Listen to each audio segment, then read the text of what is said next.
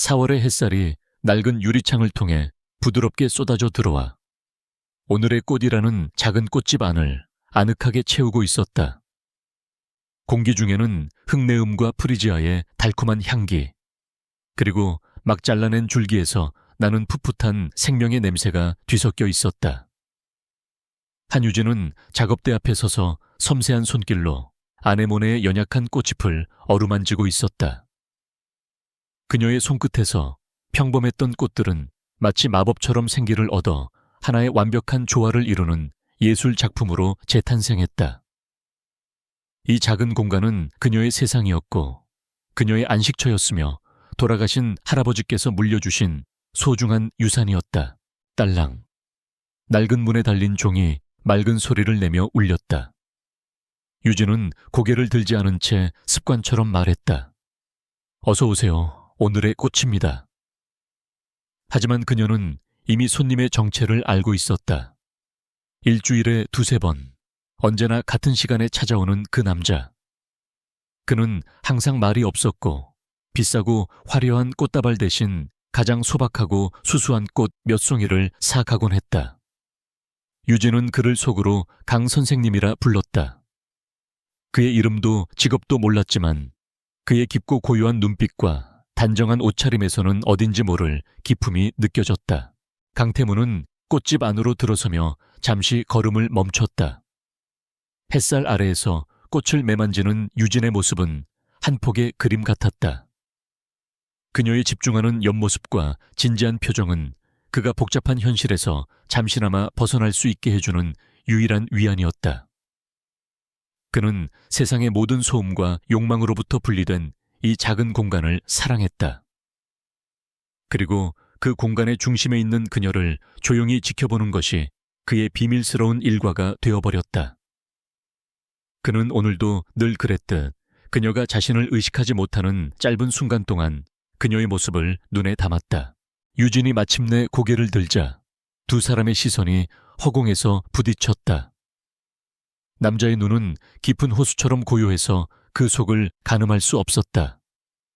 유진은 어색하게 미소를 지으며 물었다. 오늘은 어떤 꽃으로 드릴까요? 마침 하얀색 프리지아가 아주 예쁘게 들어왔어요. 그녀는 그가 프리지아를 좋아한다는 것을 기억하고 있었다. 그는 짧게 고개를 끄덕였다. 그걸로 부탁합니다. 그의 목소리는 낮고 차분했지만 어딘가 모르게 지친 기색이 배어 있었다. 유진은 능숙한 솜씨로 프리지아 몇 송이를 골라 투명한 포장지로 감쌌다. 그녀의 손길이 스칠 때마다 꽃들은 기분 좋은 소리를 냈다. 꽃다발을 건네며 계산을 하던 중 유진은 그의 손에 희미하게 남은 흉터를 발견했다. 날카로운 것에 베인 듯한 오래된 상처였다. 값비싼 시계와 잘 다려진 셔츠 소매 아래 감춰진 그 상처는 그가 살아온 삶이 결코 평탄하지만은 않았을 것이라는 짐작을 하게 했다. 그녀는 무언가 묻고 싶었지만 언제나처럼 그 선을 넘지 않았다. 그와 그녀 사이에는 보이지 않는 벽이 존재했다. 그는 언제나 손님이었고 그녀는 주인이었다. 그는 돈을 지불하고 말없이 꽃다발을 받아들고는 가볍게 목례를 하고 가게를 나섰다. 딸랑거리는 종소리가 그의 퇴장을 알렸다. 그가 떠나고 난 뒤 가게 안에는 다시 고요함이 찾아왔다. 유진은 그가 남기고 간 은은한 향수 냄새와 프리지아 향기를 맡으며 잠시 생각에 잠겼다. 저 사람은 대체 어떤 사연을 가지고 있을까? 왜 항상 슬픈 눈을 하고 있을까? 하지만 그녀의 상상은 오래가지 못했다. 문이 거칠게 열리며 덩치 큰 남자 두 명이 들어왔기 때문이다. 그들의 위압적인 태도와 어울리지 않는 비싼 양복은 가게의 평화로운 분위기를 단번에 깨뜨렸다. 그중 한 명이 유진의 작업대를 손가락으로 툭 치며 말했다. 여기가 한유진 씨 가게 맞소. 그들의 손에는 공식적인 문서처럼 보이는 봉투가 들려 있었다. 유진의 심장이 철렁 내려앉았다. 무슨 일이시죠? 그녀는 애써 침착함을 유지하려 했지만 목소리가 떨리는 것은 어쩔 수 없었다. 남자는 비웃음 섞인 표정으로 서류를 꺼내 작업대 위에 던졌다. 재개발 사업지구 수용 통지서. 굵은 글씨로 쓰인 제목이 그녀의 눈을 파고들었다. 이 구역 전체가 엘리시안 그룹의 VVIP 프리미엄 타운 개발 부지로 확정되었어. 좋게 말할 때 가게 비우고 나갈 준비하는 게 좋을 거야. 보상금은 두둑하게 챙겨줄 테니. 엘리시안 그룹. 국내 최고의 대기업 이름이 그녀의 작은 꽃집과는 너무나도 이질적으로 들렸다. 유진의 머릿속이 하얗게 비었다. 할아버지의 피와 땀이 서린 이 가게. 그녀의 모든 것이 담긴 이 공간을 빼앗기게 된다는 사실을 받아들일 수 없었다. 말도 안 돼요. 여긴 제 전부라고요. 전 나갈 수 없어요. 그녀가 소리쳤지만 남자들은 코웃음만 쳤다. 아가씨, 세상이 그렇게 만만한 줄 알아? 이건 통보야. 협상이 아니고. 정해진 날짜까지 안 비우면 강제 집행 들어갈 테니 그런 줄 알라고. 그들은 험악한 말을 남기고는 유유히 사라졌다. 유진은 그 자리에 주저앉았다. 다리가 풀려 서 있을 힘조차 없었다. 통지서의 글자들이 눈앞에서 춤을 췄다. 가게를 잃는다는 것은 단순히 직장을 잃는 것 이상의 의미였다. 그것은 그녀의 뿌리가 뽑히는 것과 같았다. 게다가 병원에 계신 어머니의 치료비와 아버지 사업 실패로 남은 빚까지 그녀의 어깨를 짓누르는 삶의 무게는 이미 감당하기 벅찬 수준이었다. 꽃집은 그녀의 유일한 희망이자 버팀목이었다. 그런데 이제 그 마지막 보루마저 무너지려 하고 있었다. 그녀는 고개를 숙여 흐느꼈다. 아름다운 꽃들의 향기가 그 순간만큼은 지독한 슬픔의 냄새처럼 느껴졌다. 그날 밤 유진은 가게 안작은 간이 침대에 누워 잠을 이루지 못했다. 어둠 속에서 꽃들이 숨쉬는 소리가 유난히 크게 들렸다. 그녀는 할아버지의 낡은 사진을 꺼내 들었다. 사진 속 할아버지는 주름진 얼굴에 인자한 미소를 짓고 있었다. 할아버지, 저 어떻게 해야 해요? 그녀는 소리내어 물었지만 대답은 돌아오지 않았다. 온갖 생각이 머릿속을 헤집었다. 법적으로 싸워볼까? 하지만 거대 기업인 엘리시안 그룹을 상대로 그녀 같은 평범한 사람이 이길 수 있을 리 없었다. 결국 돈과 권력 앞에서 그녀의 꿈과 추억은 먼지처럼 사라질 운명이었다. 절망이 그녀의 목을 조여오던 그때 전화벨이 울렸다. 낯선 번호였지만 그녀는 지푸라기라도 잡는 심정으로 전화를 받았다. 수화기 너머에서는 부드럽고 따뜻한 노인의 목소리가 들려왔다. 유진 양 맞니? 나 박 사장이다. 내 할아버지 살아생전에 막역하게 지냈던 친구란다. 박 사장. 할아버지의 장례식 때 찾아와 그녀의 손을 꼭 잡아주며 위로해 주었던 분이었다. 유진은 흐르는 눈물을 애써 감추며 대답했다. 네, 어르신, 안녕하세요. 그녀는 자신의 비참한 상황을 들키고 싶지 않았다. 박 사장은 마치 모든 것을 알고 있다는 듯 차분한 목소리로 말을 이어갔다. 내 사정은 익히 들어서 알고 있단다. 가게 일이며 부모님 병원비 문제까지 혼자서 감당하기엔 너무 힘든 짐이라는 걸 안다. 그의 다정한 위로에 참고 있던 설움이 복받쳐 올랐다. 그는 잠시 말을 멈췄다가 조심스럽게 본론을 꺼냈다. 유진 양, 내가 아주 어려운 부탁을 하나 하려고 하는데 혹시 결혼할 생각은 없니? 결혼. 지금 이 상황에서 너무나도 생뚱맞은 단어였다. 유진은 당황해서 아무 말도 할 수 없었다. 박 사장은 그녀의 침묵을 예상했다는 듯 천천히 설명을 시작했다. 내가 아주 아끼는 젊은이가 하나 있단다. 집안도 훌륭하고 인품도 더할 나위 없이 반듯한 친구지. 그 친구도 사정이 있어서 믿을 만한 사람과 연을 맺어야 하는 상황이야. 그는 그것이 정략결혼의 일종이라는 것을 숨기지 않았다. 물론 사랑 없는 결혼을 강요할 생각은 없다. 하지만 이 결혼을 하면 유진 양이 겪고 있는 모든 금전적인 문제를 해결해 줄 수 있단다. 가게도 지킬 수 있고 부모님도 편히 모실 수 있을 게다. 그 친구가 그렇게 해주기로 약속했어. 유진의 머리가 복잡하게 얽혔다. 사랑 없는 결혼. 그것은 그녀가 한 번도 상상해 본 적 없는 삶의 방식이었다.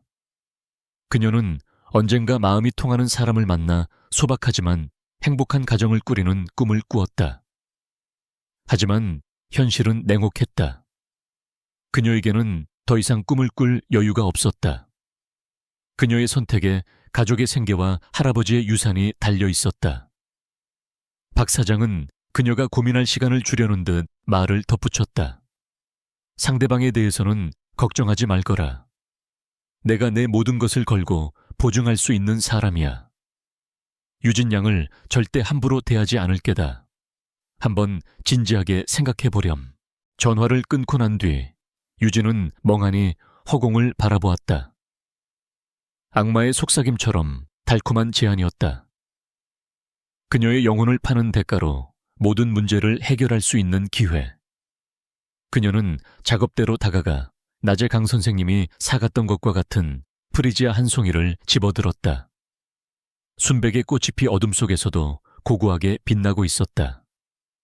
꽃말은 당신의 시작을 응원합니다. 아이러니했다.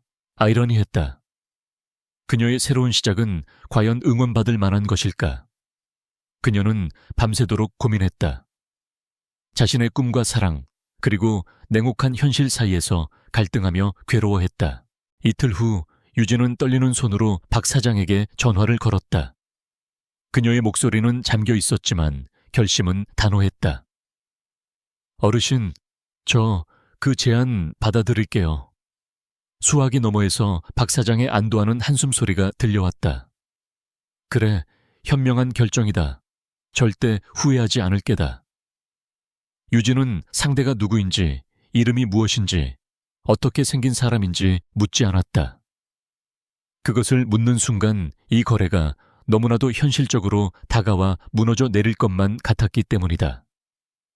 그녀는 그저 할아버지의 친구였던 박 사장의 안목을 믿기로 했다. 모든 것이 일사천리로 진행되었다. 며칠 뒤 유진은 약속 장소인 작은 한정식 집에 별실에 앉아 있었다.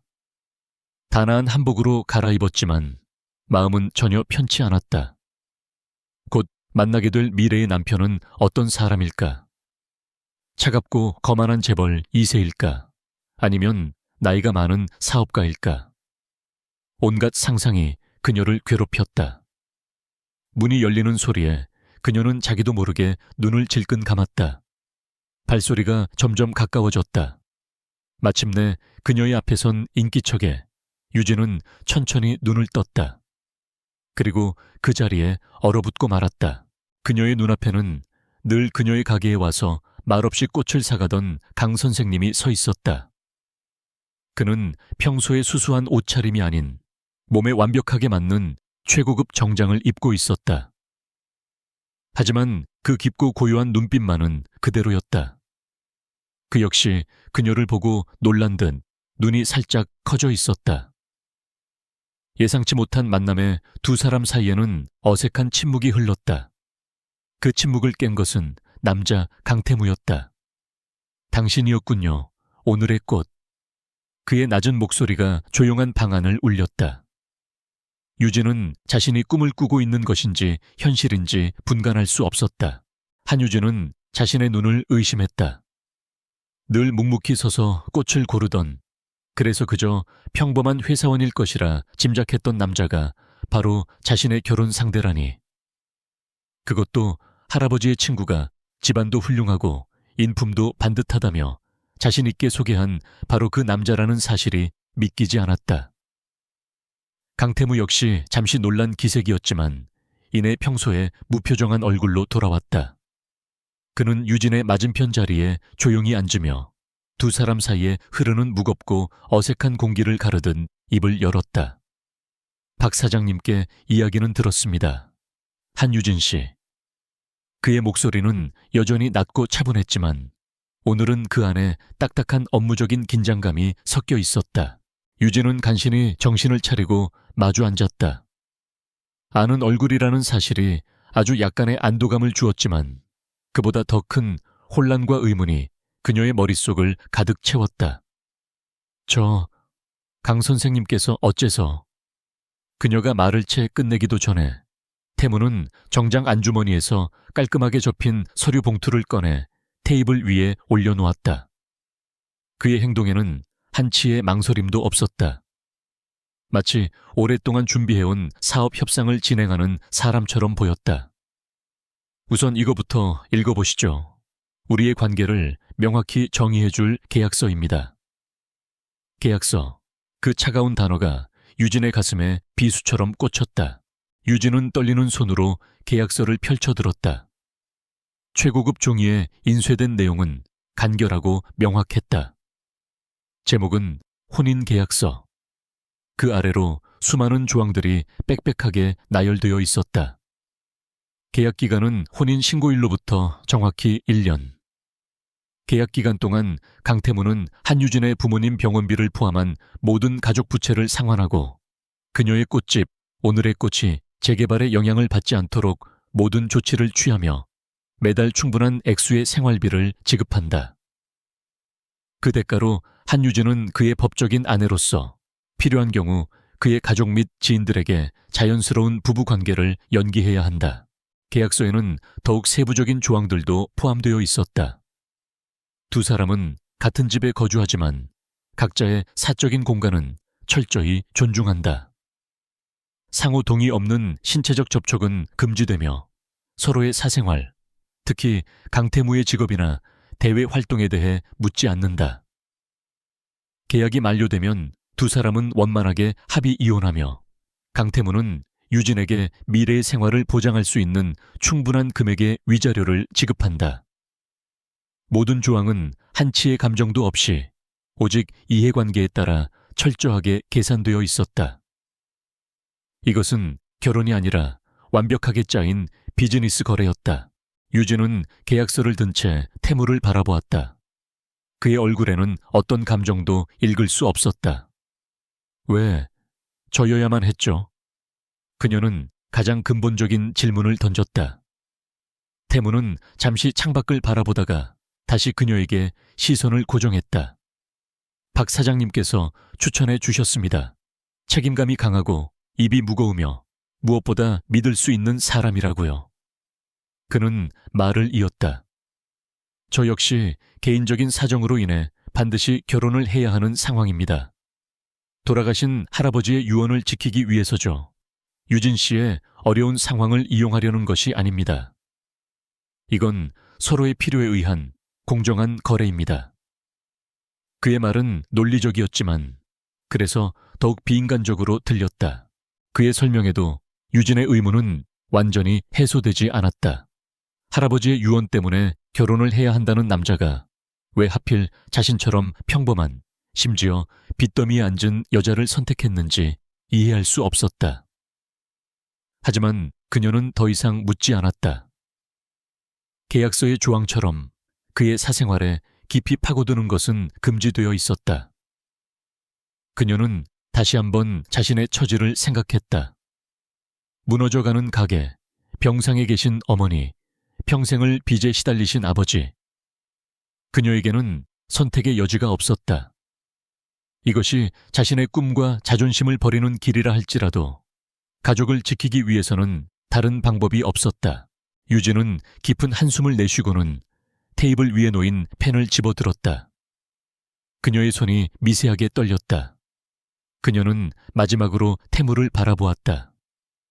그의 눈은 여전히 깊고 고요했다.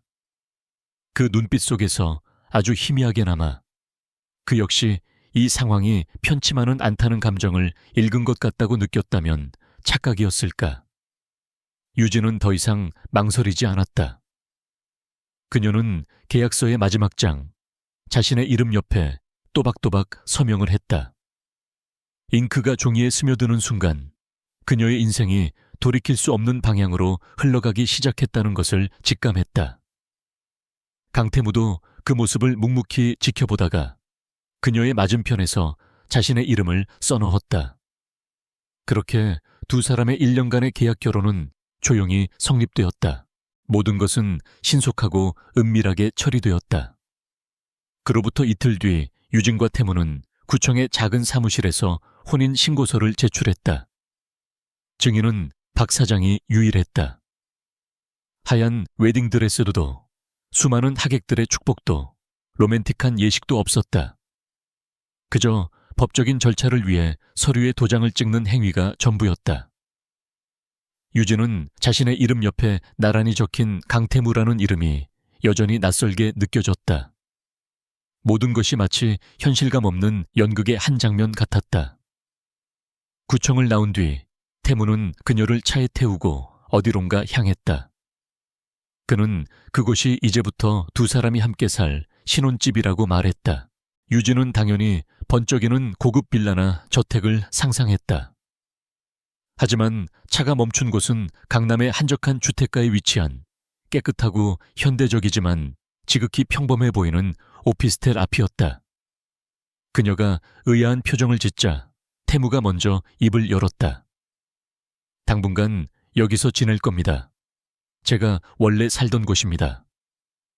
그의 말에 유진은 자신이 그에 대해 얼마나 아는 것이 없는지를 다시 한번 깨달았다. 그녀는 그가 부유할 것이라고 막연히 짐작했지만 이 정도의 평범함은 예상 밖이었다. 어쩌면 그는 그저 부유한 집안의 자제일 뿐 스스로의 힘으로 이룬 것은 많지 않은 사람일지도 모른다고 생각했다. 그들의 신혼집은 그의 말처럼 소박했다. 잘 정돈된 거실과 주방, 그리고 방 2개. 가구들은 고급스러웠지만 화려하지 않았고 전체적으로 미니멀하고 차가운 느낌을 주었다. 태무는 그녀의 짐을 한쪽 방으로 옮겨주며 말했다. 이 방을 쓰시면 됩니다. 필요한 것이 있으면 언제든 말하세요. 그는 자연스럽게 그들이 각 방을 쓸 것이라는 사실을 전했다. 유진은 고개를 끄덕였다. 그것이 계약 조건에 명시되어 있지는 않았지만 두 사람 모두에게 당연한 일이었다. 그는 이어서 그녀에게 새로운 스마트폰과 신용카드를 건넸다. 이건 제 아내로서 사용하는 공식적인 연락처와 카드입니다. 생활비는 매달 이쪽으로 입금될 겁니다.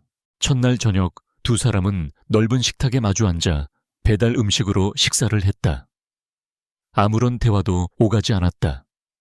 음식을 씹는 소리와 식기가 부딪히는 소리만이 어색한 정적을 채웠다. 유진은 문득 이 남자에 대해 아는 것이 이름과 나이뿐이라는 사실을 깨달았다. 그는 무슨 일을 하는지, 무엇을 좋아하는지, 어떤 생각을 하는지 그녀는 아무것도 몰랐다. 그는 법적으로는 그녀의 남편이었지만 실제로는 세상에서 가장 먼 타인이었다. 식사를 마친 태무는 먼저 자리에서 일어나 서재로 향했다. 먼저 쉬세요. 저는 처리할 일이 좀 남아서. 그의 뒷모습은 언제나처럼 단단하고 외로워 보였다. 유진은 혼자 남아 거실을 둘러보았다. 모든 것이 완벽하게 갖춰져 있었지만 사람 사는 온기가 느껴지지 않았다. 마치 잘 꾸며진 모델하우스 같았다. 그녀는 자신의 방으로 들어가 침대에 걸터 앉았다. 푹신한 침대와 부드러운 침구는 최고급이었지만 그녀의 마음은 조금도 편안해지지 않았다.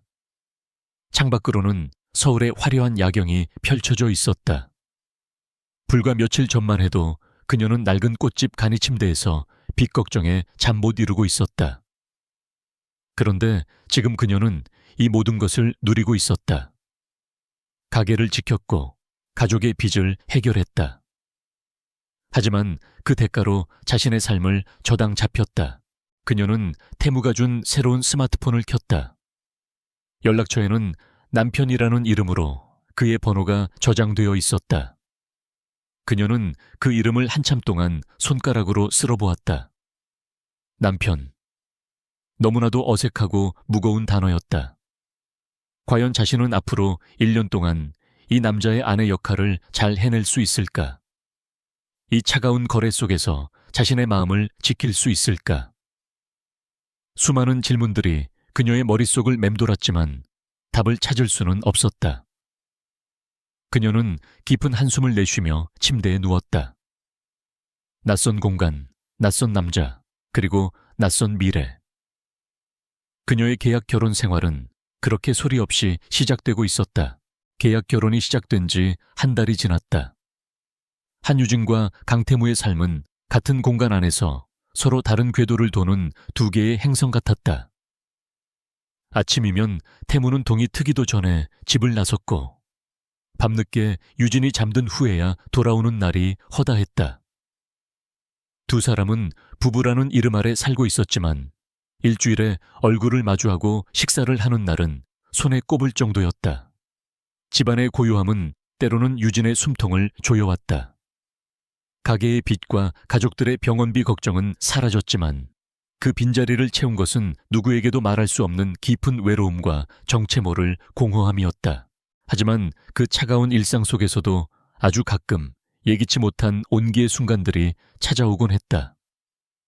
어느 날 아침 유진이 잠에서 깨어 부엌으로 나갔을 때 식탁 위에는 그녀가 좋아하는 베이커리의 샌드위치와 작은 메모가 놓여 있었다. 아침 거르지 말 것. 간결한 그의 필체가 담긴 메모였다. 또 어떤 날에는 꽃을 다듬다 가시에 깊게 찔린 그녀의 손을 막 귀가한 태무가 말없이 자신의 서재로 데려가 무뚝뚝한 표정으로 직접 치료하고 붕대를 감아주기도 했다. 그의 손길은 놀라울 정도로 섬세하고 부드러웠다. 그는 아무것도 묻지 않았고 그녀 또한 고맙다는 말 외에는 할 수 없었다. 이런 사소한 배려들은 유진을 더욱 혼란스럽게 만들었다. 계약서의 차가운 조항들 뒤에 숨겨진 그의 진짜 모습은 무엇일까? 그는 그저 계약 이행에 충실한 것일까? 아니면 그 안에 아주 작은 인간적인 관심이라도 담겨 있는 것일까? 그는 여전히 자신의 일에 대해 한마디도 하지 않았고 유진 역시 계약을 존중하여 묻지 않았다. 두 사람 사이의 벽은 여전히 높고 단단했지만 유진은 그 벽 너머에 있는 강태무라는 남자에 대해 조금씩 궁금해지기 시작했다. 그는 마치 여러 겹의 가면을 쓴 사람처럼 보였다. 그리고 그녀는 그 가면 속에 진짜 얼굴이 보고 싶어졌다. 그날 저녁도 태무는 약속이 있다며 늦는다는 문자 메시지 한 통을 보내왔다. 혼자 저녁을 먹고 거실 소파에 앉아 텔레비전을 보던 유진의 눈에 경제뉴스 속보 자막이 들어왔다. 엘리시안 그룹 유럽 최대 바이오 기업 인수 성공. 앵커의 흥분된 목소리와 함께 화면 가득한 남자의 얼굴이 클로즈업 되었다. 기자들의 플래시 세례 속에서 그는 흔들림 없는 눈빛으로 단상에 서서 연설을 하고 있었다. 유진은 숨을 멈췄다. 화면 속 남자는 그녀의 남편 강태무와 너무나도 똑같이 생겼다. 날카로운 턱선, 깊은 눈매, 차갑지만 압도적인 카리스마까지. 화면 하단에는 엘리시안 그룹 회장 강태무라는 자막이 선명하게 떠 있었다. 유진의 심장이 미친 듯이 뛰기 시작했다. 엘리시안 그룹. 그녀의 꽃집을 밀어내려 했던 바로 그 거대 기업. 그리고 그 기업의 총수가 자신의 남편과 같은 얼굴, 같은 이름을 가지고 있다니. 모든 퍼즐 조각이 한순간에 맞춰지는 듯한 충격이 그녀의 머리를 강타했다. 그가 왜 결혼을 해야만 했는지, 왜 그토록 돈이 많았는지, 왜 자신의 정체를 숨겼는지. 하지만 유진은 이내 고개를 세차게 저었다. 말도 안 돼. 세상에 닮은 사람은 얼마든지 있을 수 있다. 그녀의 남편은 평범한 오피스텔에 사는 그저 그런 회사원일 뿐이다. 화면 속의 저 남자는 그녀가 감히 상상조차 할 수 없는 다른 세상의 사람이었다. 그녀는 애써 그 터무니없는 생각을 지우려 했지만 한번 피어오른 의심의 씨앗은 좀처럼 사라지지 않았다. 같은 시각 서울의 스카이라인이 한눈에 내려다 보이는 미래 홀딩스 회장실. 최민혁은 방금 전 뉴스를 통해 보도된 강태무의 성공 소식에 분노하며 값비싼 위스키 잔을 벽에 던져버렸다. 유리가 산산조각나며 바닥에 흩어졌다. 강태무, 또 그놈이야. 그는 몇 달간 공들여온 유럽 바이오 기업 인수건을 마지막 순간에 엘리시안 그룹에 빼앗긴 것이었다. 강태무는 언제나 그랬다. 한 발 앞서 그의 계획을 무너뜨리고 유유히 승리를 차지했다. 최민혁에게 강태무는 단순한 경쟁자를 넘어 반드시 꺾어버려야 할 숙적이었다. 그는 비서를 호출했다. 김 비서, 지금부터 강태무의 사생활을 샅샅이 뒤져 여자, 약점, 비밀, 먼지 한 톨까지 전부 다 찾아내. 완벽해 보이는 인간일수록 반드시 추악한 구석이 있기 마련이니까. 그의 눈이 뱀처럼 번뜩였다. 한편 청담동의 한 고급 라운지에서는 오수아와 그녀의 친구들이 한가로운 오후를 보내고 있었다. 친구 중 한 명이 조심스럽게 입을 열었다. 수아야, 너 강태무 회장이랑은 정말 끝난 거야? 아직도 혼자라던데. 오수아는 겉으로는 아무렇지 않은 척 우아하게 찻잔을 들었지만 속은 들끓고 있었다. 강태무와의 약혼은 그녀 집안의 몰락과 함께 깨졌다. 하지만 그녀는 여전히 강태무의 옆자리는 자신만이 어울린다고 믿었다. 그녀에게 그는 놓쳐버린 트로피이자 되찾아야 할 자존심이었다. 그때 그녀의 휴대폰이 조용히 진동했다. 사설 탐정에게서 온 메시지였다. 의뢰하신 강태무 회장의 가족관계 증명서입니다. 첨부된 파일을 연 오수아의 표정이 순식간에 굳어졌다. 강태무의 이름 옆 배우자란에 한유진이라는 생전 처음 들어보는 이름이 적혀 있었다. 오수아의 손에서 찻잔이 미끄러져 바닥에 떨어졌다. 날카로운 파열음과 함께 모두의 시선이 그녀에게 쏠렸지만 그녀는 아무것도 느낄 수 없었다. 머릿속에는 오직 분노와 배신감만이 가득했다. 감히 어떤 여자가 자신의 자리를 차지했단 말인가. 그녀는 즉시 탐정에게 전화해 한유진이라는 여자의 모든 것을 알아내라고 지시했다. 신상 정보가 도착하는 데는 오랜 시간이 걸리지 않았다.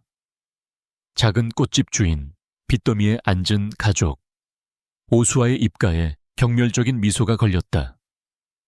고작 이런 여자라고. 강태무, 내 수준이 이렇게까지 형편없었나.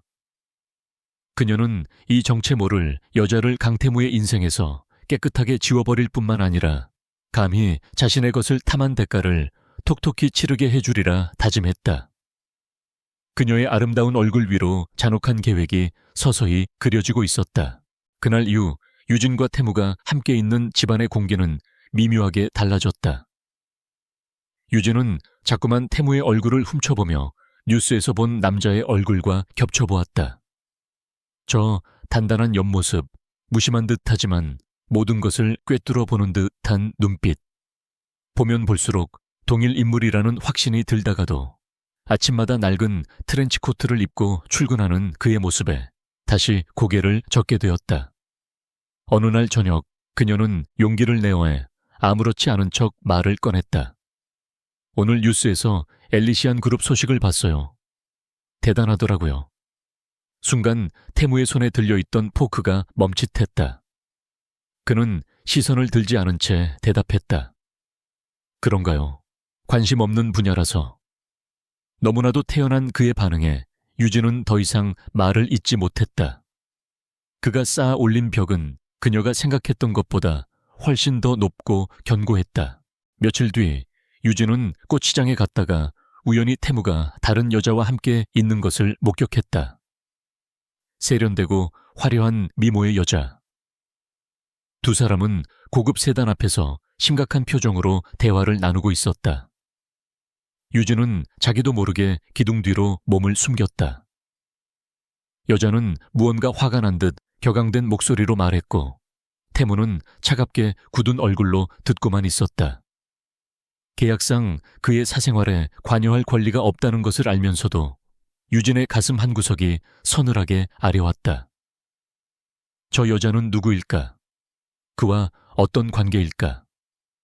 태무는 그녀가 모르는 또 어떤 세상을 살고 있는 것일까? 의심과 불안이 검은 덩굴처럼 그녀의 마음을 올가매기 시작했다.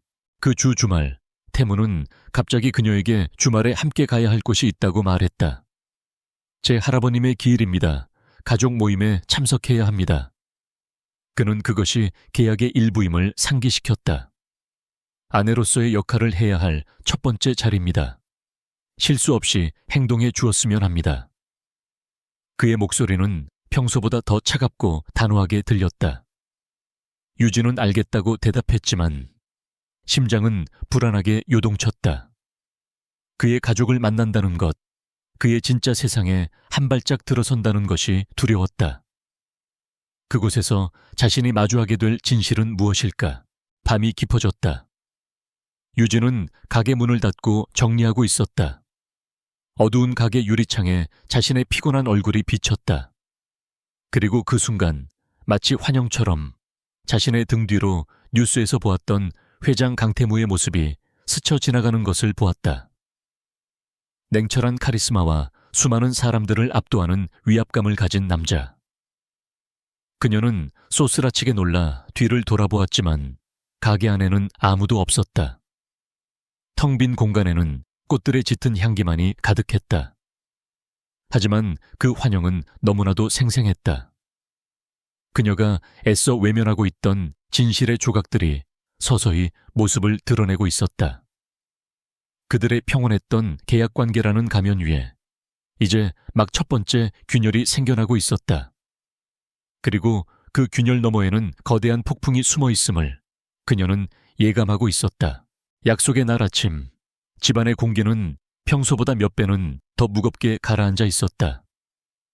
강태무는 드레스룸에서 완벽하게 재단된 검은색 드레스와 과하지 않으면서도 기품이 느껴지는 다이아몬드 목걸이를 꺼내 유진에게 건넸다. 오늘 입을 옷입니다. 너무 튀지 않으면서도 격식에 맞는 걸로 골랐습니다. 그의 목소리에는 업무적인 지시 외에 다른 감정이 섞여 있지 않았다. 유진은 말없이 그것을 받아들었다. 마치 배역에 맞는 의상을 건네받은 배우가 된 기분이었다. 이제 곧 막이 오를 연극의 대본도 자신의 역할이 무엇인지도 모른 채 그저 무대 위로 등 떠밀리는 배우. 그녀의 마음은 불안감으로 세차게 흔들리고 있었다. 차를 타고 가는 내내 두 사람 사이에는 침묵만이 흘렀다. 유진은 당연히 조용한 사찰이나 고즈넉한 추모공원 혹은 그의 가족들이 모여 사는 대저택을 상상했다. 하지만 차가 멈춰 선 곳은 서울의 심장부에 우뚝 솟은 국내 최고급 호텔의 정문 앞이었다. 수많은 고급 세단들이 줄지어 들어서고 잘 차려입은 사람들이 호텔의 화려한 불빛 속으로 빨려 들어가고 있었다. 유진이 당황하여 묻자 태무는 그제야 간결하게 설명했다. 할아버지께서 워낙 발이 넓으셨습니다. 가족들 외에 연이 깊었던 기업인들도 함께 추모하는 자리라 부득이하게 이곳에서 진행하게 됐습니다. 그것은 교묘하게 진실을 비튼 명백한 거짓말이었다. 그의 에스코트를 받으며 호텔 연회장 안으로 들어서는 순간 유진은 자신이 완전히 속았다는 것을 깨달았다. 그곳은 조촐한 가족 모임이나 추모식 장소가 아니었다. 거대한 샹들리에가 밤하늘의 별처럼 빛나고 클래식 선율이 부드럽게 흐르는 화려한 공간. 그 안을 가득 메운 사람들은 대한민국을 움직이는 재계와 정계의 거물들이었다.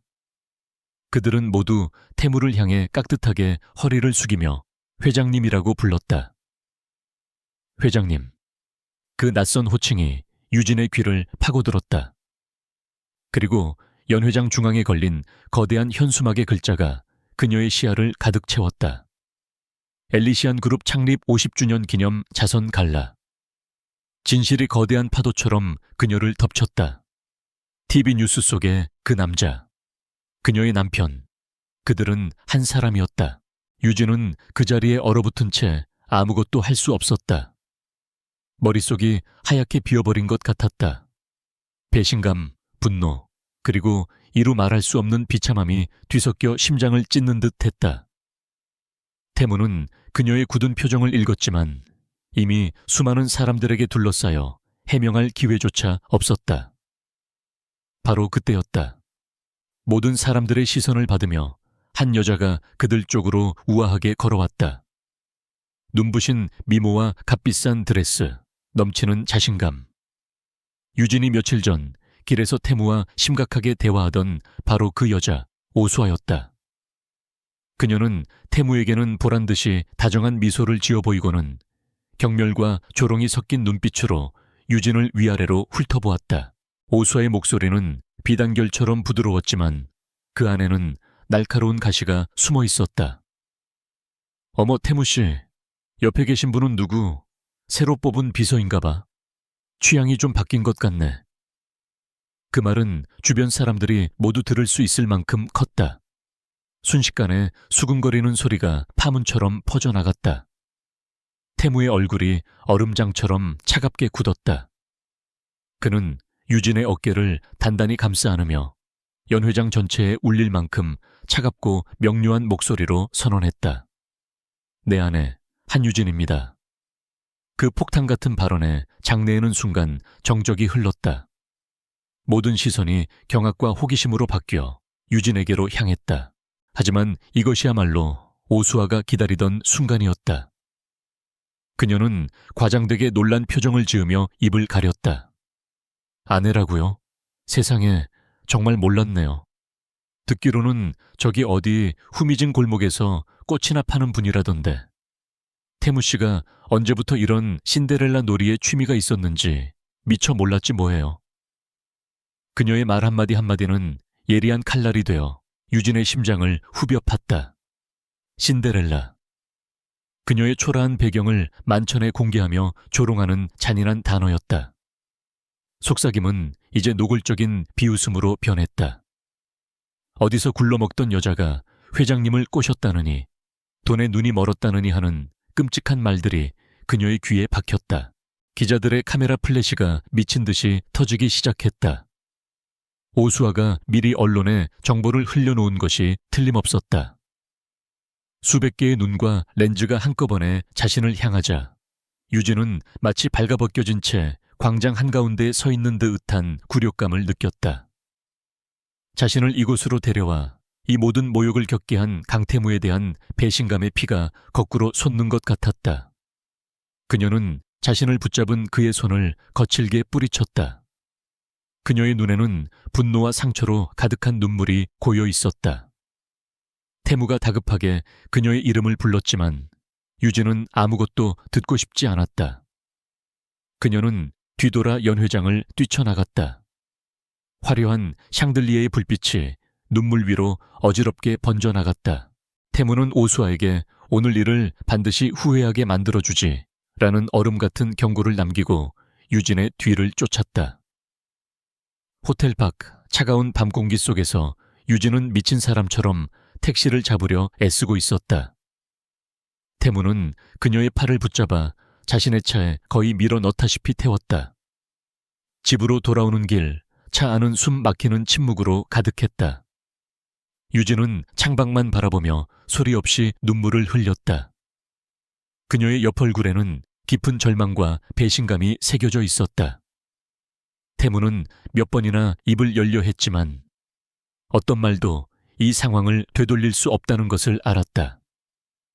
그의 치밀했던 계획과 통제력은 오늘 밤 오수아의 공격과 유진의 눈물 앞에서 무참히 깨져버렸다.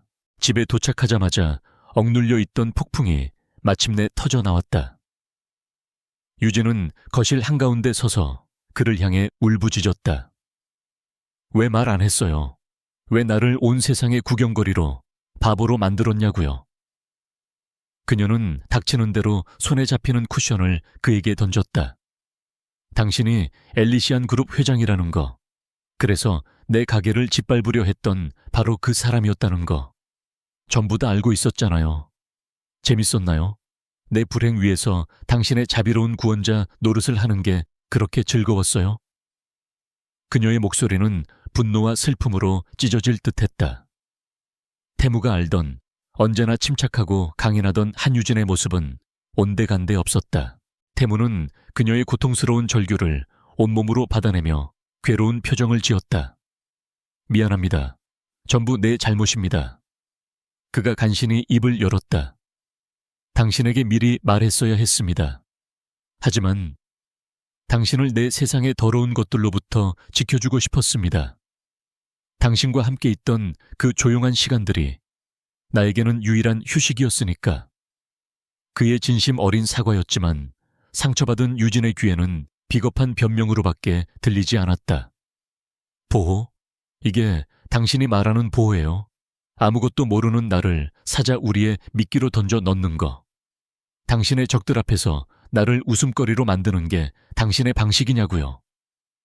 그녀는 더 이상 그를 믿을 수 없었다. 그들의 관계를 지탱하던 최소한의 신뢰마저 산산조각 나버렸다. 결국 유진은 더 이상 그와 마주하고 있을 힘조차 남아있지 않았다. 그녀는 자신의 방으로 달려가 문을 거칠게 잠가버렸다. 쿵 하고 문이 닫히는 소리가 넓은 거실을 텅 비게 울렸다. 태무는 홀로 남겨졌다. 후회와 자책감이 그의 심장을 무겁게 짓눌렀다. 그는 처음으로 계약이나 돈이 아닌 한 사람의 마음을 잃을 수도 있다는 낯선 두려움에 휩싸였다. 그 시각 바깥 세상은 이미 들끓기 시작했다. 엘리시안 그룹 강태무 회장, 평범한 여성과 비밀 결혼, 재벌가 신데렐라의 등장, 그 정체는. 자극적인 제목의 기사들이 인터넷을 뒤덮고 있었다. 폭풍은 이제 막 시작되었을 뿐이었다. 그리고 그 폭풍의 한가운데 유진은 낯선 자신의 방에 갇혀 거울 속 값비싼 드레스를 입은 자신을 보며 하염없이 눈물을 흘렸다. 그녀는 완벽한 미아가 되어 있었다. 폭풍 같은 밤이 지나고 맞은 아침, 세상은 온통 한유진이라는 이름으로 뒤덮여 있었다. 인터넷 뉴스, 소셜미디어, 증권가 정보지까지 그녀의 사진과 신상이 무차별적으로 퍼져나갔다. 그들이 사는 오피스텔 앞은 이른 새벽부터 진을 친 기자들과 유튜버들로 아수라장이 되었고, 그녀의 작은 꽃집 역시 호기심에 찬 사람들과 카메라 세례로 몸살을 앓고 있었다. 그녀는 완벽하게 고립되었다. 세상이라는 거대한 감옥에 갇힌 기분이었다. 밤새 분노와 슬픔 속에서 눈물로 지새운 유진은 아침이 되자 오히려 놀라울 정도로 차분해져 있었다. 그녀는 굳게 닫았던 방문을 열고 거실로 나왔다. 밤새 잠 한숨 못 자고 소파에 앉아있던 강태무가 그녀의 기척에 벌떡 일어섰다. 그의 얼굴에는 깊은 죄책감과 피로가 서려 있었다. 그는 그녀가 당장이라도 이 계약을 파기하고 떠나겠다고 말할 것이라 예상했다. 하지만 유진의 입에서 나온 말은 그의 예상을 완전히 빗나갔다. 나 떠나지 않겠어요. 그녀의 목소리는 잠겨 있었지만 그 안에 담긴 의지는 강철처럼 단단했다. 지금 내가 도망치면 세상 사람들 눈에는 내가 정말 돈에 눈이 멀어 당신을 유혹한 파렴치한 여자가 되는 거겠죠. 난 그렇게 패배하지 않아요.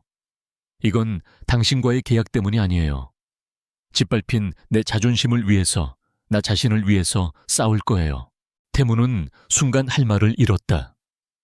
거센 풍랑 앞에서 꺾일 것이라 생각했던 가녀린 꽃이 오히려 더 굳건하게 뿌리를 내리고 맞서려는 모습을 보이고 있었다. 그는 놀라움과 함께 가슴 깊은 곳에서부터 차오르는 안도감과 존경심을 느꼈다. 이것이 바로 자신이 어렴풋이 그녀에게서 보았던 강인함이었다. 그는 그녀 앞으로 다가가 진심을 다해 고개를 숙였다. 정말 미안합니다. 나의 오만과 어리석음이 당신을 위험에 빠뜨렸습니다. 다시는 당신 혼자 상처받게 하지 않겠습니다. 그는 자신이 가진 모든 것을 걸고 그녀를 지키겠다고, 그리고 이 싸움에서 이길 수 있는 방법을 알려주겠다고 약속했다. 그날 이후 두 사람의 관계는 새로운 국면을 맞이했다. 유진은 당분간 꽃집을 믿음직한 아르바이트생에게 맡기고 세상과 단절된 채 집안에서 자신만의 전쟁을 시작했다. 태무는 매일 밤 서재로 그녀를 불러 엘리시안 그룹의 역사와 지배구조, 복잡하게 얽힌 재계의 인물 관계도, 그리고 그들의 주된 적들에 대한 방대한 자료들을 건네주었다. 그녀는 스펀지처럼 모든 정보를 빨아들였다. 단순히 재벌가 안주인의 교양을 쌓는 수준이 아니었다. 그녀는 기업 재무제표를 분석하고 적대적 인수합병 사례를 공부하며 자신을 공격했던 오수아의 지방과 최민혁의 미래 홀딩스에 대한 모든 것을 파고들었다. 그녀의 날카로운 질문들은 때로 수십 년간 비즈니스 세계에 몸담아온 태무조차 놀라게 할 정도였다. 그녀가 지식으로 무장하며 힘을 키워가는 동안 적들의 움직임은 더욱 노골적이고 교활해졌다. 최민혁은 그녀가 약점이자 동시에 기회라고 판단했다. 그는 일부러 유진이 다니는 작은 서점에 나타나 우연을 가장한 만남을 만들었다. 그는 위협적인 사업가의 얼굴 대신 부드럽고 다정한 구원자의 가면을 쓰고 그녀에게 접근했다. 많이 힘드시죠? 강 회장 같은 사람은 감정이 없는 인간입니다. 유진 씨를 그저 자신의 방패막이로 이용하고 있을 뿐이에요. 그는 그녀에게 달콤한 탈출구를 제시했다. 자신을 도와 강태무의 결정적인 약점을 알려주면 지금의 시끄러운 삶을 모두 청산하고 아무도 모르는 곳에서 평생 상상도 못할 부를 누리며 살게 해주겠다고. 하지만 유진은 더 이상 세상 물정 모르는 순진한 꽃집 아가씨가 아니었다. 그녀는 이미 태무가 준 자료를 통해 최민혁이 얼마나 잔인하고 비열한 방식으로 경쟁자들을 무너뜨려 왔는지 알고 있었다. 그의 위선적인 동정 뒤에 숨겨진 시커먼 욕망이 훤히 보였다. 유진은 그의 눈을 똑바로 쳐다보며 차갑게 말했다. 저는 당신들의 더러운 체스 게임에 이용당하는 졸주이 될 생각이 없습니다. 제 남편의 약점은 제가 가장 잘 압니다. 그리고 그 약점은 당신 같은 사람이 감히 넘볼 수 있는 것이 아니죠. 그녀의 단호한 거절은 최민혁의 비틀린 자존심에 불을 질렀다. 그는 유진을 더 이상 이용 가치가 있는 도구가 아닌 제거해야 할 적으로 간주하기 시작했다. 태무는 자신의 보안팀을 통해 최민혁이 유진에게 접근했다는 사실을 보고받았다. 그의 분노는 극에 달했다. 자신을 공격하는 것은 참을 수 있었지만 감히 자신의 아내를 건드리는 것은 용납할 수 없었다. 그날 저녁 태무는 최민혁이 자주 나타나는 재계 인사들의 비밀 클럽에 예고 없이 나타났다. 그는 수많은 사람들이 지켜보는 앞에서 최민혁의 넥타이를 거칠게 움켜쥐었다. 한 번만 더 내 아내 주변에 얼쩡거리면 네가 가진 모든 것을 잿더미로 만들어 버릴 거야. 그의 목소리는 살기마저 느껴질 정도로 차가웠다. 그는 또한 오수아의 집안이 진행하던 엘리시시안 그룹과의 모든 협력 사업을 전면 중단시키며 그녀가 저지른 짓에 대한 대가를 치르게 했다. 그의 맹렬한 방역은 유진을 건드리는 자는 누구도 용서하지 않겠다는 강력한 경고였다. 태무의 단호한 보호와 유진의 흔들림 없는 의리는 산산조각 났던 두 사람 사이의 신뢰를 조금씩 다시 쌓아 올리는 접착제 역할을 했다. 그들은 이제 단순한 계약관계의 파트너가 아니라 공동의 적과 맞서 싸우는 동지가 되었다. 밤늦게까지 서재에서 함께 자료를 분석하고 전략을 짜는 시간이 길어지면서 두 사람의 대화는 자연스럽게 일적인 것에서 사적인 것으로 옮겨갔다. 태무는 왕관의 무게를 견뎌야 하는 자신의 고독에 대해, 유진은 꽃을 통해 사람들의 마음을 위로하고 싶었던 자신의 꿈에 대해 이야기했다. 그들은 서로의 가면 뒤에 숨겨진 연약한 진심을 보기 시작했다. 어느 날 새벽, 유진은 잠에서 깨어 물을 마시러 나왔다가 서재 소파에 잠들어 있는 태무를 발견했다.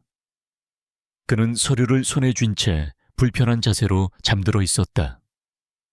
낮 동안 치열한 전쟁을 치르고 돌아온 지친 전사의 모습이었다. 유진은 조용히 다가가 그의 어깨에 담요를 덮어주었다. 그 순간 그가 희미하게 눈을 떴다.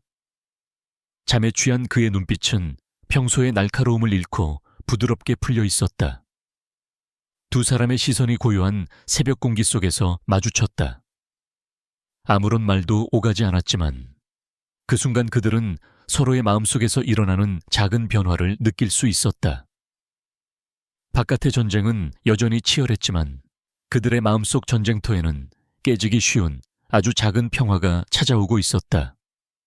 그들은 이제 계약으로 묶인 두 사람이 아니라 같은 폭풍 속에서 서로를 지탱해주는 유일한 존재가 되어가고 있었다.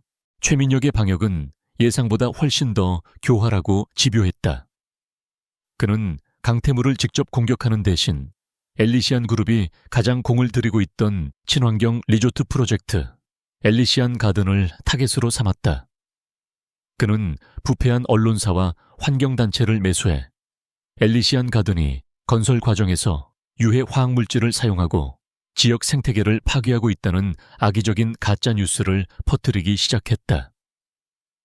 자극적인 기사와 조작된 사진들은 소셜미디어를 통해 삽시간에 번져나갔고 분노한 대중의 여론은 걷잡을 수 없이 악화되었다.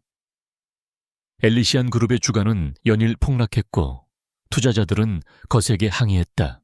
강태무와 그의 비서실은 비상사태에 돌입했다. 그들은 밤을 새워가며 가짜뉴스를 반박할 과학적인 데이터와 전문가들의 소견서를 준비해 언론에 배포했다. 하지만 이성적이고 논리적인 그들의 대응은 이미 감정적으로 선동된 대중의 분노 앞에서 힘을 쓰지 못했다. 최민혁이 만들어낸 거대 기업의 탐욕이 아름다운 자연을 파괴한다는 자극적인 프레임은 너무나도 강력했다. 태무는 회의실에서 연신 답답한 표정으로 마른 세수를 했다. 그는 숫자로 세상을 분석하고 데이터로 상대를 이기는 데는 익숙했지만 이렇게 비논리적인 감정 싸움에는 속수무책이었다. 그 모든 과정을 서재 한쪽에서 조용히 지켜보던 유진의 눈에는 태무와 그의 팀이 놓치고 있는 것이 보였다. 엘리시안의 대응은 너무나도 차갑고 방어적이며 기업의 입장에서만 이야기하고 있었다. 그들에게는 진심이 담긴 이야기가 없었다. 평생을 꽃과 식물과 함께 살아온 그녀는 알고 있었다. 사람의 마음을 움직이는 것은 복잡한 데이터가 아니라 자연이 주는 위로와 그 안에 담긴 진정성이라는 것을. 그녀는 이 싸움이 진실과 거짓의 싸움이 아니라 사람들의 마음을 얻는 싸움이라는 것을 본능적으로 깨달았다. 유진은 며칠 밤낮으로 고민한 끝에 위험하지만 혁신적인 아이디어를 가지고 태무를 찾아갔다. 해명하고 반박만 할 게 아니라 차라리 우리를 완전히 개방하는 건 어때요? 그녀는 논란의 중심이 된 엘리시안 가든의 건설 현장을 대중에게 직접 공개하자고 제안했다. 그리고 그곳에서 자연과의 조화라는 주제로 특별한 행사를 여는 것이다. 친환경 공법을 눈으로 보여주고 우리가 얼마나 많은 토종 식물들을 보호하고 있는지, 그리고 이 프로젝트를 통해 얼마나 많은 지역 주민들이 새로운 일자리를 얻었는지를 직접 느끼게 하는 것이다. 그리고 그 행사의 중심에 그녀가 직접 그 지역의 야생화만을 이용해 만든 거대한 플라워 아트 설치 작품을 세우겠다고 말했다. 태무의 임원들은 말도 안 되는 소리라며 거세게 반발했다.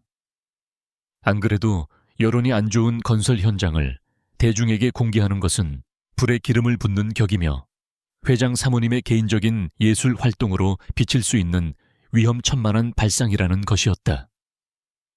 하지만 태무의 생각은 달랐다. 그는 기업의 논리에 갇혀있던 자신들이 보지 못했던 새로운 가능성을 유진의 아이디어 속에서 발견했다. 방어에서 벗어나 이야기로 대중에게 다가가는 역발상. 그는 자신을 믿어달라는 유진의 눈빛 속에서 강한 확신을 읽었다. 그는 임원들의 반대를 모두 무릅쓰고 그녀의 제안을 전적으로 수용하기로 결정했다. 그 결정이 내려진 순간부터 유진은 더 이상 회장님의 연약한 아내가 아니었다. 그녀는 프로젝트의 총괄 디렉터가 되어 현장을 지휘하기 시작했다. 그녀는 리조트의 조경팀, 지역 주민들과 함께 밤낮으로 땀 흘리며 행사를 준비했다. 처음에는 회장 사모님의 취미 생활 정도로 여기며 미심쩍은 눈으로 그녀를 보던 태무의 비서실장과 직원들도 곧 그녀의 열정과 전문성, 그리고 현장 인부 한 사람 한 사람을 진심으로 대하는 따뜻한 모습에 감화되기 시작했다.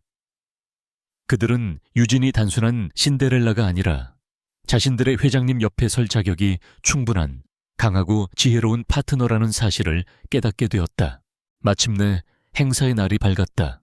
최민혁이 보낸 기자들을 포함한 수많은 언론과 비판적인 여론을 가진 사람들이 재앙이 펼쳐지기를 기대하며 현장으로 몰려들었다.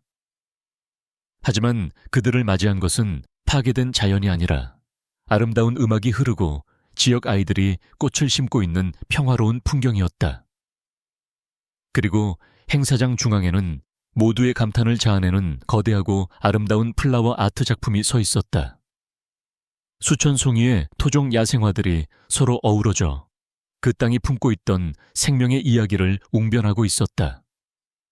유진은 소박한 작업복 차림으로 마이크 앞에 서서 차분하지만 힘있는 목소리로 그 작품의 의미와 엘리시안 가든이 꿈꾸는 자연과의 공존에 대해 이야기했다. 그녀의 진심은 그 어떤 데이터보다 강력한 힘을 가지고 사람들의 마음에 스며들었다. 결과는 대성공이었다. 아름다운 행사장의 풍경과 진정성 있는 유진의 연설은 순식간에 온라인을 통해 퍼져나갔다. 여론은 놀라울 정도로 빠르게 뒤바뀌기 시작했다. 대중들은 이제 엘리시안을 파괴자가 아닌 자연을 사랑하는 기업으로 인식하기 시작했다. 최민혁이 매수했던 환경단체의 거짓 선동은 설득력을 잃었고 오히려 역풍을 맞았다. 엘리시안 그룹의 주가는 폭등하며 이전 수준을 완벽하게 회복했다. 최민혁의 계략은 유진의 지혜와 진심 앞에서 처참하게 실패로 돌아간 것이다. 그날 밤 집으로 돌아온 두 사람 사이에는 편안하고 따뜻한 침묵이 흘렀다. 태무는 와인잔을 들고 서 있는 유진의 뒷모습을 한참 동안 바라보았다. 그는 새로운 존경심과 이전에는 느껴보지 못했던 깊은 감정으로 그녀를 바라보며 말했다. 당신이 우리를 구했어. 그 한마디에는 수많은 의미가 담겨 있었다. 그녀는 더 이상 자신이 보호해야만 하는 연약한 존재가 아니었다. 자신의 약점을 완벽하게 보완해주는 세상에 둘도 없는 파트너였다. 그들의 계약 관계는 이제 그 의미를 완전히 잃고 진정한 전략적 그리고 감정적 동맹 관계로 거듭나고 있었다. 태무는 그날 밤 그녀를 위해 오피스텔 테라스에 비밀리에 만들어 두었던 작은 유리 온실로 유진을 데려갔다. 온실 안에는 그녀가 좋아하는 꽃들이 가득했다. 유진이 감동으로 빛나는 눈으로 온실을 둘러보는 동안 태무는 조용히 그녀의 등 뒤로 다가가 떨리는 손으로 그녀의 손을 잡았다.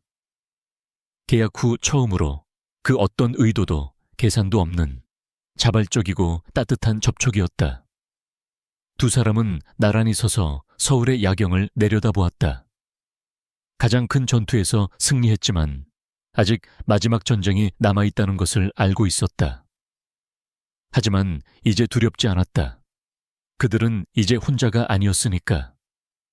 함께라면 그 어떤 폭풍도 이겨낼 수 있을 것이라는 강한 믿음이 두 사람의 마음속에 조용히 자리 잡고 있었다. 최민혁의 방역으로 시작된 거대한 폭풍이 지나간 후 한유진과 강태무에게는 잠시 동안의 평화가 찾아왔다. 유진은 이제 더 이상 세상의 호기심 어린 구경거리가 아니었다. 그녀는 엘리시안 그룹의 위기를 지혜롭게 극복한 강태무 회장의 능력 있는 파트너로 인정받기 시작했다. 두 사람의 관계 역시 이전과는 비교할 수 없을 정도로 깊어졌다. 그들은 이제 한 집안에 사는 계약 파트너가 아니라 서로의 상처를 보듬고 미래를 함께 그리는 진정한 부부가 되어가고 있었다. 하지만 그 평화로운 수면 아래 더 거대하고 끔찍한 폭풍이 조용히 다가오고 있다는 것을 두 사람은 예감하고 있었다. 최민혁과 오수와 같은 자들이 이대로 물러설 리 없었다. 예감은 틀리지 않았다. 벼랑 끝에 몰린 최민혁은 마지막 도박을 감행했다. 그는 엘리시안 그룹 내부에 수년간 심어두었던 스파이를 이용해 그룹의 명운이 걸린 해외 기업과의 인수합병 관련 1급 기밀 문서를 빼돌렸다. 그리고는 그 정보를 교묘하게 조작하여 마치 강태무가 불법적인 내부자 거래와 주가 조작을 통해 중소기업들을 짓밟고 부당이익을 챙기려 한 것처럼 꾸며 언론에 터뜨렸다. 대한민국 최고의 신뢰도를 자랑하던 엘리시안 그룹의 도덕성은 순식간에 땅에 떨어졌고 금융감독원은 즉시 공식적인 조사에 착수했다. 창사 이래 최대의 위기였다. 그것이 끝이 아니었다. 최민혁의 기업 공격과 동시에 오수환은 자신의 마지막 카드를 꺼내들었다. 그녀는 긴급 기자회견을 자청해 눈물을 흘리며 충격적인 거짓말을 쏟아냈다. 유진이 과거 자신의 친구가 파산하자 그를 무참히 버렸던 악녀이며 처음부터 돈을 목적으로 의도적으로 강태무에게 접근해 심지어 거짓 임신 소동까지 벌이며 결혼을 강행했다는 것이었다. 그녀는 조작된 사진과 돈으로 매수한 가짜 증인까지 내세웠다. 신데렐라에서 국민 악녀로 그녀를 향한 대중의 시선이 하룻밤 사이에 숭배에서 경멸로 바뀌었다. 유진의 이미지를 완벽하게 파괴하려는 잔인한 공격이었다. 기업의 존폐 위기와 아내를 향한 인격 살인. 두 개의 거대한 공격이 동시에 그들을 덮쳤지만 유진과 태무는 무너지지 않았다. 오히려 위기 앞에서 두 사람은 더욱 단단하게 결속했다. 엘리시안 타워의 비상대책 회의실, 침통한 분위기 속에 앉아있는 임원들 앞에서 태무는 묵묵히 유진의 손을 깍지 껴 잡았다. 우리는 함께 이 폭풍을 헤쳐나갈 것입니다. 그의 흔들림 없는 목소리와 아내를 향한 굳건한 신뢰는 혼란에 빠졌던 조직 전체의 분위기를 다잡는 강력한 힘이 되었다. 그들은 이제 함께 싸우기로 결심했다. 태무는 사실 이 모든 것을 예측하고 있었다. 그는 오래전부터 내부 스파이의 존재를 알고 있었고 그를 역이용해 일부러 거짓 정보가 담긴 기밀 문서를 흘려 최민혁을 함정에 빠뜨린 것이었다. 그는 긴급 이사회를 소집함과 동시에 기자회견을 열었다. 그리고 그 자리에서 최민혁이 언론에 터뜨린 것과는 전혀 다른, 오히려 위기에 빠진 중소기업들을 지원하고 상생하는 내용이 담긴 진짜 인수합병 계약서를 공개했다. 이어서 그는 내부 스파이의 자백 영상과 최민혁이 거짓 정보를 이용해 엘리시안의 주식을 공매도하여 막대한 시세 차익을 노렸다는 구체적인 증거 자료까지 모두 폭로했다.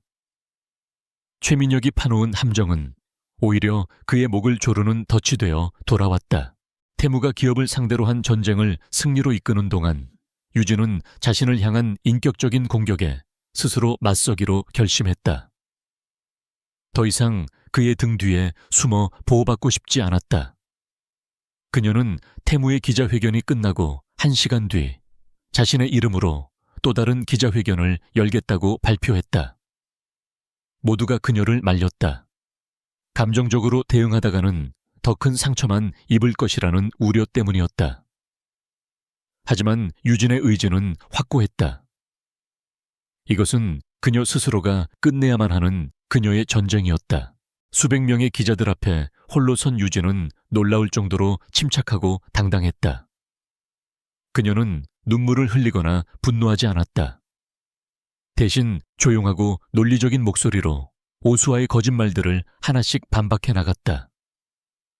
과거 남자친구라는 사람은 사실 몇 년 전 스토킹으로 경찰에 신고까지 했던 인물이라는 증거를 제시했고 거짓 임신 소동에 대해서는 오수아가 꽃집 아르바이트생에게 돈을 주며 거짓 증언을 사주하는 내용이 담긴 녹취 파일을 공개했다. 그리고 마지막 결정타. 그녀는 오수아의 집안이 최민혁의 주가 조작 계획에 거액의 자금을 댄 공범이라는 사실을 자금 흐름 추적 자료와 함께 만천에 폭로했다. 오수아는 피해자가 아닌 이 모든 범죄의 악랄한 공모자였음이 드러나는 순간이었다. 태무와 유진의 완벽한 합동 방역의 결과는 절대적이었다. 주가 조작과 기업 스파이 혐의로 최민혁은 검찰에 긴급 체포되었고 그의 미래 홀딩스는 파산 절차에 들어갔다. 온 세상 앞에서 거짓말이 탄로난 오수아는 사회적으로 완벽하게 매장당했으며 금융 스캔들에 연루된 그녀의 집안 역시 몰락의 길을 걷게 되었다. 길고 길었던 싸움의 완벽한 승리였다. 기자회견장을 나오는 유진의 발걸음은 가벼웠다. 한때 그녀를 물어뜯지 못해 안달하던 기자들의 눈빛은 이제 경외감으로 바뀌어 있었다. 복도 끝 수많은 인파 속에서 강태무가 그녀를 기다리고 있었다. 그는 아무 말도 하지 않았다. 그저 두 팔을 벌렸고 유진은 그의 품으로 걸어 들어가 안겼다. 수없이 터지는 카메라 플래시 속에서 두 사람은 서로를 힘껏 끌어안았다. 가장 혹독한 폭풍의 한가운데를 뚫고 그들은 마침내 함께 살아남았다. 승리했을 뿐만 아니라 세상 그 무엇도 갈라놓을 수 없는 더 강한 사랑으로 하나가 되었다. 이제 그들에게 남은 것은 함께 만들어갈 미래뿐이었다. 모든 폭풍이 휩쓸고 지나간 자리에 마침내 고요한 평화가 찾아왔다. 그로부터 몇 달 후 세상은 언제 그랬냐는 듯 새로운 이야기들로 시끄러웠고 강태무와 한유진의 이름은 더 이상 사람들의 입에 오르내리지 않았다. 주가 조작과 기업 스파이 혐의로 기소된 최민혁은 법의 엄중한 심판을 받아 징역을 선고받고 역사의 뒤양일로 사라졌다. 희대의 거짓말로 온 국민을 기만한 오수환은 집안에서조차 버림받고 해외로 도피하듯 떠나 다시는 그녀의 소식을 들을 수 없었다. 모든 것이 제자리를 찾아가고 있었다. 강태무는 위기를 성공적으로 수습하고 오히려 더욱 투명하고 신뢰받는 기업으로 엘리시안 그룹의 위상을 공고히 했다. 그리고 한유진은 다시 자신의 꽃집, 오늘의 꽃으로 돌아왔다. 이제 그녀의 가게는 단순히 동네의 작은 꽃집이 아니었다. 그녀의 용기와 지혜에 감명받은 수많은 사람들이 그녀의 꽃을 보기 위해 전국 각지에서 찾아오는 명소가 되었다. 그녀는 더 이상 회장님의 신데렐라 아내가 아닌 자신만의 세계를 당당하게 가꾸어 나가는 플로리스트 한유진으로 존경받았다. 두 사람은 비로소 평범하지만 소중한 일상을 되찾았다. 아침이면 나란히 식탁에 앉아 서로의 하루 계획을 이야기하고 저녁이면 함께 장을 봐서 소박한 저녁 식사를 만들었다.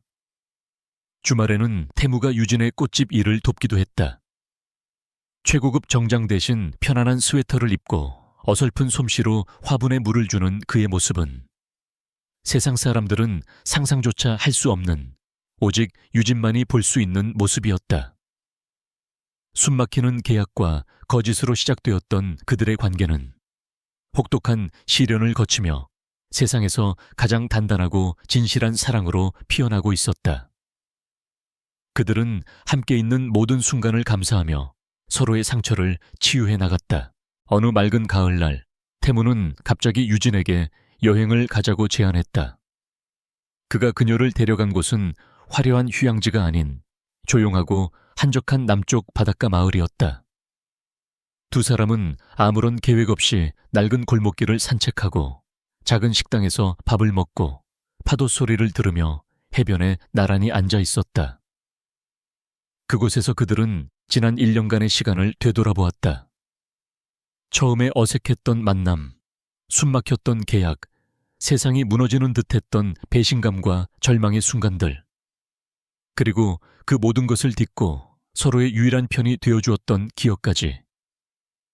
그 모든 시간들이 이제는 아련한 추억이 되어 있었다. 해가 붉게 물들며 바다 너머로 넘어가던 저녁, 태무는 유진의 손을 잡고 아무도 없는 해변가로 이끌었다. 그는 품속에서 낡은 종이 한 장을 꺼내 들었다. 1년 전 두 사람의 운명을 묶었던 바로 그 혼인 계약서였다. 그는 씁쓸한 미소를 지으며 말했다. 이 차가운 종이 한 장이 우리의 시작이었죠. 모든 것이 거짓이었고 모든 것이 거래였던. 하지만 이 끔찍했던 시작이 내 인생 최고의 행운을 가져다 줄 줄은 몰랐습니다. 그는 유진의 눈을 깊이 바라보며 손에 든 계약서를 천천히 그리고 힘주어 찢기 시작했다. 조각난 종이들은 석양빛을 받아 반짝이며 바닷바람을 타고 멀리 날아가 파도 속으로 사라졌다. 계약의 마지막 흔적이 완전히 사라진 것을 확인한 태무는 유진의 앞에서 조용히 한쪽 무릎을 꿇었다. 그의 손에는 화려한 다이아몬드 반지 대신 유진의 꽃을 닮은 작은 야생화가 섬세하게 조각된 세상에 단 하나뿐인 반지가 들려 있었다. 그의 목소리는 떨리고 있었지만 그 어느 때보다 진실되고 간절했다. 한유진 씨, 계약이 아닌 내 심장으로 당신과 평생을 함께하고 싶습니다. 당신의 남편으로서, 당신의 편으로서, 당신의 친구로서, 당신의 진짜 가족이 되고 싶습니다. 나와 정말로 결혼해 주겠습니까? 유진의 눈에서 뜨거운 눈물이 흘러내렸다. 그것은 슬픔이나 아픔의 눈물이 아닌 기쁨과 행복 그리고 감사함의 눈물이었다. 그녀는 고개를 세차게 끄덕이며 떨리는 목소리로 대답했다. 네, 그럴게요. 당신과 진짜 가족이 될게요. 태무는 그녀의 네 번째 손가락에 반지를 끼워주었다. 꼭 맞는 반지 위에서 두 사람의 사랑을 상징하는 작은 꽃이 영원히 시들지 않을 약속처럼 빛나고 있었다. 그는 자리에서 일어나 그녀를 품에 가득 안았다. 파도 소리가 그들만의 결혼 행진곡처럼 부드럽게 울려 퍼졌다. 길고 긴 폭풍은 이제 완전히 끝났다. 그리고 1년 후, 봄 햇살이 가득한 오늘의 꽃은 여전히 향기로웠다. 유진은 몇 명의 수강생들에게 플라워 클래스를 진행하고 있었다. 살짝 불러온 그녀의 배는 그녀 안에 또 다른 작은 생명이 자라고 있음을 알려주고 있었다. 수업이 끝날 무렵 가게 문이 열리며 익숙한 실루엣이 들어섰다. 강태무였다. 그는 이제 더 이상 차가운 카리스마를 가진 회장님이 아니라 아내를 보기만 해도 입가에 미소가 번지는 다정한 남편이었다. 오늘 수업은 어땠어?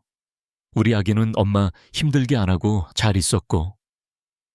그는 자연스럽게 다가와 유진의 배를 부드럽게 쓰다듬었다. 두 사람의 모습은 세상에서 가장 평화롭고 아름다운 풍경이었다. 뜻밖의 결혼으로 시작된 인연은 사랑과 권력의 폭풍을 이겨내고 마침내 가장 눈부신 결실을 맺었다. 그들의 사랑은 불 속에서 피어난 꽃처럼 그 어떤 시련에도 꺾이지 않고 영원히 향기로울 것이었다.